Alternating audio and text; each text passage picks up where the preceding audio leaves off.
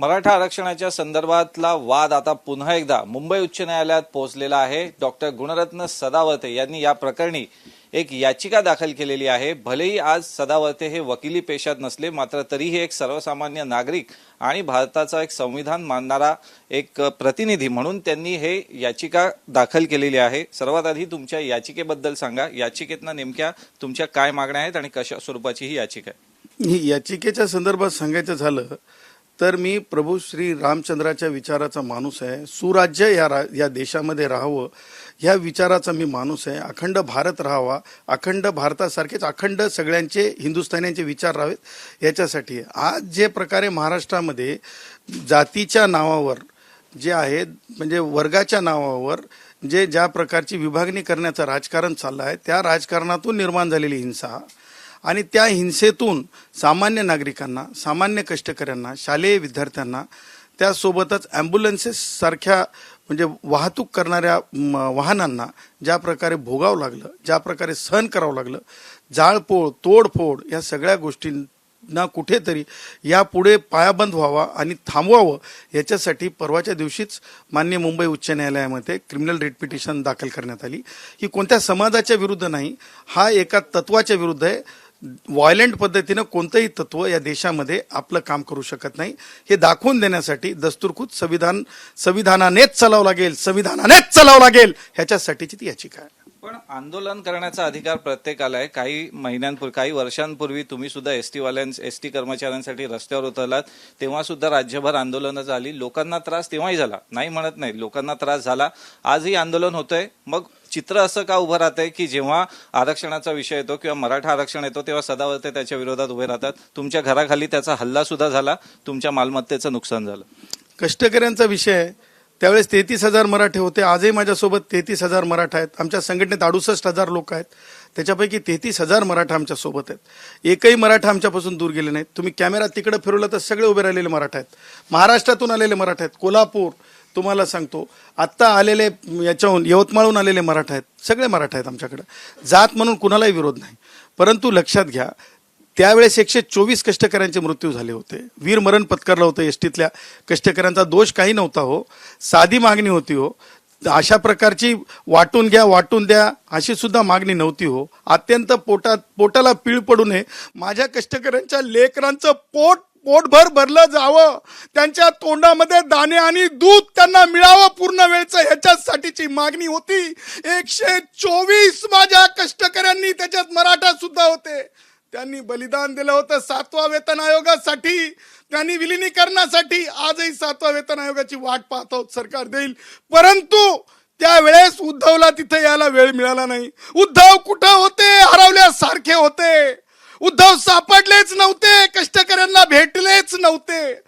शरद पवार राष्ट्रवादी काँग्रेसचे ज्या प्रकारे तोडफोड राजकीय केली जाते, त्या प्रकारे शरद पवार माझ्या कष्टकऱ्यांना तोडण्याच्या भानगडीत पडले होते। तुम्हाला सांगतो तेव्हा कोणी लाल परीवर दगड उचलून टाकला नाही, लाल परीला जाळला नाही, परंतु आज जी परिस्थिती आहे व्हायलंट आंदोलन आहे। देशाला तुम्हाला सांगतो चांगल्या प्रकारे महाराष्ट्राची जी छबी आहे, इमेज आहे, ती खराब करण्याची भूमिका चाललेली आहे।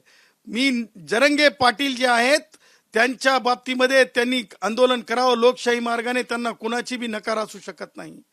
संविधान संमत असलं पाहिजे, परंतु असंविधानिक मागणी टिकू शकत नसते, असंविधानिक मागणीला मार्ग मिळू शकत नसतो। जरंगे पाटील यांची मागणी माननीय सर्वोच्च न्यायालयाने, गायकवाड आयोग यांनी स्पष्टपणे सांगितलेल्या तत्वावर नाही म्हणून सांगितलं।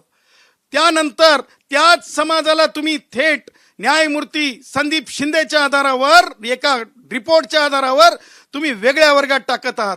विनंती आहे ती सुद्धा चुकीची आहे, कारण का तसं टाकता येणार नाही, कारण आमचे जे कुणबी बांधव आहेत ते 46 पद्धतीचे वेगवेगळे त्याच्यामध्ये येतात। ह्या सगळ्या ज्या हे आहेत ज्याला म्हणतो वस्तुस्थिती, त्याच्यामध्ये मराठवाड्यातला मराठा समाज असेल किंवा मराठा म्हणून माझे जे भाऊ आहेत म्हणजे कोकणातले ते भाऊ असतील किंवा पश्चिम महाराष्ट्रातले, त्याच्यात जर येत नसतील तर एका रिपोर्टवर, म्हणजे संविधान संमत काय आहे तर मागास आयोग आहे, मागास आयोगाच्या एकाही रिपोर्टमध्ये आता मराठा टिकत नाहीये, कारण सर्वोच्च न्यायालयाने शेवटचा निकाल सुद्धा नाही सांगितलाय. तर अशा परिस्थितीत तुम्ही मराठा आरक्षण किंवा कुणबी म्हणून आरक्षण देणं हे कितपत योग्य आहे? असंविधानिक गोष्टीचा पुढाकार करू शकता का? स्टेट म्हणून करू शकता का? संविधानाची शपथ सगळ्याच आमदारांनी घेतलेली आहे, ते आमदार तशा प्रकारचं वर्तन करू शकतात का? आमदार विधानसभेला जाऊन कुलूप लावू शकतात का? विधान भवनाला जाऊन त्या आमदारांना हाऊसमध्ये बोलण्याची जी ताकद दिलेली आहे संविधानानं, ते दिलं सोडून कुलूप लगाव हे करण्याची मुभा आहे का? आणि जाळपोळ करण्याची मुभा आहे का? ॲम्ब्युलन्स थांबवण्याची मुभा आहे का? शाळेच्या बसेस ज्या एस टी महामंडळाच्या बसेसनी एका गावाहून दुसऱ्या गावाला मुलं जातात ती मुभा आहे का? ह्या सगळ्या गोष्टी ज्या आहेत तात्विकदृष्ट्या एस टीतील कष्टकऱ्याचं आंदोलन आणि महामंडळाचं आंदोलन याच्यातला एस टीतली महामंडळाचं आंदोलन आणि जरंगेंच्या आंदोलनामधला हा साधा फरक दाखवला. मी याच्यावर खूप बोलू शकतो. कष्टकऱ्यांची उपमा कृपा करून धर्माच्या आधारावरील समाजाच्या आंदोलनांसोबत जोडू नका. हा देश कष्टकरी म्हणूनच उभा राहणार आहे. इस्रोमध्ये कष्ट करणारेच विद्यार्थी गुणवंत असतात. त्या 50% जागासाठी 50% हिंदुस्थानियांच्या खुल्या गुणवंतांसाठीच्या जागा त्यांच्यासाठीची माझी मरमर आहे, त्यांच्यासाठीची माझी पोटतिडक आहे. ब्राह्मण म्हणून जन्माला येणं गुन्हा नाहीये, कोमटी म्हणून जन्माला येणं गुन्हा नाहीये, वैश्य म्हणून जन्माला येणं गुन्हा नाहीये, सिंधी म्हणून जन्माला येणं गुन्हा नाहीये, लिंगायत म्हणून जन्माला येणं गुन्हा नाहीये. या सगळ्या गोष्टींसह मागासमधले गुणवंत सुद्धा त्या 50% असतात. अशा प्रकारची चुकीच्या पद्धतीची जी आरक्षण मागण्याची पद्धतही चुकीची आहे आणि आरक्षण देणं सुद्धा चुकीचं आहे. जरांगेंनी आता 2 जानेवारीपर्यंत राज्य सरकारला अल्टिमेटम दिलाय. तुम्ही मुंबई उच्च न्यायालयात या संदर्भात याचिका दाखल केली, सर्वोच्च न्यायालयात सुद्धा तुम्ही गेला होता. तुम्हाला हा विषय खूप चांगल्या रीतीने माहिती आहे. जर हे आरक्षण टिकणारच नाहीये, मग राज्य सरकार जे आश्वासन देते ते कुठेतरी मग जनतेची आणि या आंदोलकांची किंवा जरांगेची दिशाभूल करते असं तुम्हाला वाटतं का? राज्य सरकार हे वेलफेअर स्टेट आहे. राज्य सरकारकडे जे कोणी निवेदन घेऊन येईल, विनवणी घेऊन येईल, त्याच्यावर राज्य सरकार विचार करत असते. परंतु राज्य सरकारने मराठा आरक्षण नको म्हणणाऱ्यांना बोलवलंच नव्हतं. म्हणून त्या याचिकेमध्ये एबीपीच्या माध्यमातून आज एक मोठी गोष्ट सांगतो. मराठा आरक्षणाच्या संदर्भानं मराठा आरक्षण कोणती समिती आहे ना, काय ते म्हणतो त्यांना आपण, एक मराठा आरक्षण सब कमिटी, त्या कमिटीने आमचं सुद्धा ऐकलं पाहिजे असं सुद्धा याचिकेत आहे. पहिल्यांदाच मी एबीपीच्या माध्यमातून सांगत आहे महाराष्ट्राला. आणि आमचं सांगण्यामागचा उद्देश, राज्य सरकारांनी प्रत्येकाचं म्हणणं ऐकलं पाहिजे. राजकारण्यांनी प्रत्येकाचं मत, प्रत्येक राजकारण्याने आपलं मत दिलं पाहिजे. परंतु ते मत देत असताना सोशल इम्बॅलन्स तर होत नाही ना, हे पाहिलं पाहिजे. त्याच्यातून एक काहीतरी मोठं अघटित काही घडणार नाही ना, हे पाहिलं पाहिजे. आणि शरद पवारांचं मला म्हणजे राष्ट्रवादी काँग्रेसचे वयोवृद्ध पुढारी शरद पवार यांच्या बाबतीत मला हेच सांगायचं आहे की शरद पवार, मला सांगा, तुम्ही ज्या प्रकारे बळ दिलं, तुम्ही बळ दिल्याच्या नंतर जे काही पुढं शरद पवारांनी बळ दिल्याच्या नंतरच्या ज्या अघटित बाबी आहेत, ह्या अघटित बाबींची जिम्मेदारी कोण स्वीकारणार आहे? मग ती मान्य सर्वोच्च न्यायालयाच्या दिलेल्या निवाड्यानुसार उच्च न्यायालयाने मान्य उच्च न्यायालयाने निर्देश द्यावेत की डिस्ट्रक्शन ऑफ प्रॉपर्टीची वसुली झाली पाहिजे. त्यानंतर अशा प्रकारे उद्या जर कुणी येईल, कुणी म्हणजे मला कुणाला अपमानित करायचं नाही, उद्या सांगितलं की आम्हाला संविधान बदलायचं आहे, आमची लोकसंख्या एवढी आहे, तर उद्या सगळे आम्ही उपोषणाला बसतो, तर होणार आहे का? उद्या धनगर भाऊ म्हणले की नाही आम्ही सुद्धा मराठ्यांसारखंच करणार आहोत, तर ते होणार आहे का? तोच आहे. मग या आंदोलनाचं फलित काय? जर हे सर्वोच्च न्यायालयात क्युरेटिव्ह पिटिशन ऑलरेडी दाखल आहे, तिथं अजून निकाल येणं प्रलंबित आहे. राज्य सरकारच्या ही गोष्ट खरं तर अखत्यारीतली येत नाही, तुम्हालाही माहिती आहे. मग हे का चाललंय सगळं? हे का चाललंय? राष्ट्रवादी काँग्रेसचे वयोवृद्ध पुढारी शरद पवार यांचं मी एक नवीन, म्हणजे यांचं म्हणूनच नाही, कसं असते की ऑफ सीझन नावाचा एक प्रकार असते बिझनेसमध्ये, तर त्याच्यामध्ये ऑफ सीझन पॉलिटिकल पार्ट आहे. जे उद्धवना कधी वेळ मिळाला नव्हता 124 वीरमरण पत्करण्याने, त्यांना आज कसं काय jet speed, Sharad Pawar jet स्पीडनं मनोज जरंगे माझ्या भावाकडे गेले. मराठा माझा श्वास आहे, मराठ्यांना मी दिशाभूल करणार नाही, मराठे माझे भाऊ आहेत, माझ्या रक्तमासाचे आहेत, मी बिलकुल मराठ्यांच्या विरोधात नाही. परंतु मला शरद पवारांना प्रतिप्रश्न विचारायचा आहे. तुम्ही होतात ना बैठकीमध्ये, ऑल पार्टी मीटिंगमध्ये सन्मान्य मुख्यमंत्र्यांकडे, तुम्हाला उत्तर द्यावं लागेल गोंडगोवारींचं तुम्ही काय केलं, का ठाकूर ठाकूर मध्ये तुमची भूमिका काय, टोकरा कोळी महादेव कोळीमध्ये तुमची भूमिका काय. अशा प्रकारे सोशल इम्बॅलन्स करू नका.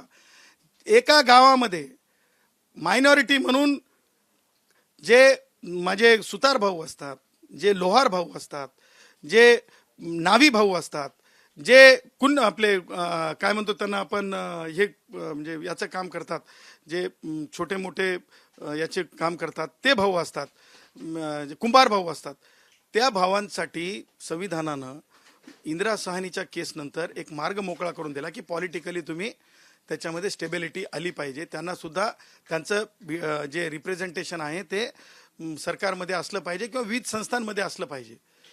त्या भावांना जर आज आपण कंप्लीट मराठा समाज, ते काय शब्द आहे जरंगेंचा, काय सरसकट जर कुणबीमध्ये नेलं, कुणबीमध्ये नेल्याच्या नंतर मला सांगा, जिल्हा परिषदेच्या अध्यक्षापासून रिझर्वेशनमध्ये ओबीसीच्या ते ग्रामपंचायतीच्या सदस्यांपर्यंत, म्हणजे जिथं पाहिजे तिथं तुम्ही जनरल म्हणून उभं राहणार, जिथं पाहिजे तिथं तुम्ही ओबीसी म्हणून उभं राहणार. आणि ही जी शृंखला आहे, ही शृंखला एका समुदायाला, म्हणजे 436 काहीतरी ओबीसी मधले समुदाय आहेत, त्यांना तुम्ही डेड एंडला नेतात.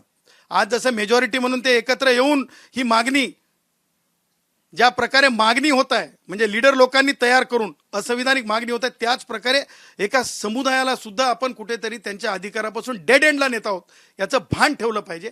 त्याच्यासाठीचा स्पष्ट लढा आहे. आणि माझं म्हणणं आहे की कोणत्याही व्हायलंट आंदोलनातून रिझर्वेशन दिलं जाऊ शकत नाही. शरद पवार आणि उद्धव ठाकरेंच्या संदर्भात सुद्धा तुम्ही आरोप केलेत आणि तुमची प्रमुख मागणी आहे की या संपूर्ण हिंसेचा जो तपास आहे तो सीबीआयकडे द्यावा आणि जे गुन्हे दाखल केले ती आता मागे घ्यायची जी एक चर्चा होते किंवा जे आमिष दाखवलं जाते ते होऊ नये, ही तुमच्या याचिकेतली मुख्य मागणी. हो, कारण मला सांगा की कालच आपण पाहिलं असेल, माझा भाऊ जरंगे पाटील उपोषण सोडत असताना जरंगे पाटलांनी मराठा आरक्षणाचं काय झालं हे मागणं ठीक आहे हो, परंतु गुन्हे काय झालं, गुन्हे कसे मागे घेणार.